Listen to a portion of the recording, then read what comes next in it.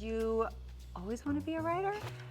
No, I don't think so. I don't remember what I wanted to be when I was really little. I was going to guess, it was Wonder Woman. I really wanted to be Wonder Woman. Everyone wanted to. Linda Carter. And those bangles. Ba-ching, Those ba-ching. were in like that outfit. Yeah. And the way she would jump onto a building. Yeah, and her lasso. Yeah, Her she magic was lasso. pretty.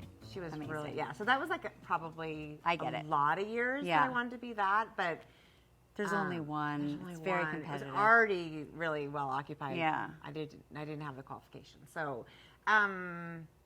So, and mom and dad basically said, you can be a doctor or you can be a business person. Because that's what they did, and that was all that was available. Nothing else was real. I remember being like for a moment interested in Cornell's hotel school, and they were like, no. Really? Yeah, so I was pre-med, government major with a minor in Italian, which totally makes sense as a package for writing. Because that is what you do when you want to be... write about the Italian medical history in Italian. Yeah, or something. Or government. Yeah, I don't know. It wasn't very useful. Because it was U.S. government, right? Yeah, it's true. Yeah. It's true. I get But there's a market for that, I'm sure. There's probably not much of a market for that, but I did, in college I started writing those long kind of made up story letters home and also to like a group of girlfriends. Like I used to make up, since nobody wrote or called me. Yeah. Including you. You're a terrible writer. I'm a bad communicator.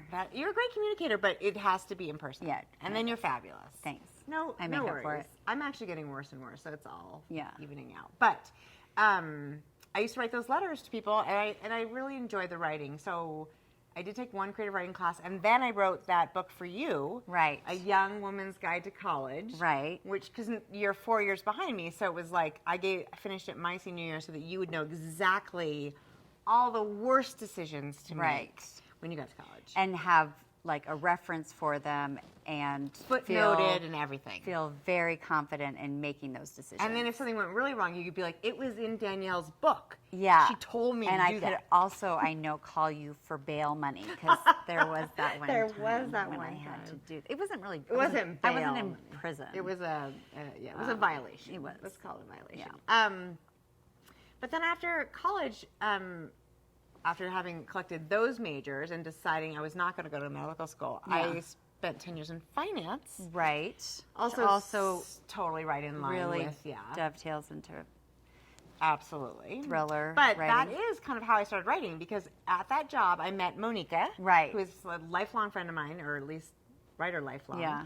And she wrote romance novels, and I was like, oh my God, I'm obsessed. I want to write a book. I love this idea. How do you do it? And she kind of gave me this, like, just sit down, butt in chair, and do it. And, of course, I promptly vomited what I'm sure were, like, 5 or 10 terrible pages and reported back to her that I had done it. Now what? That's it.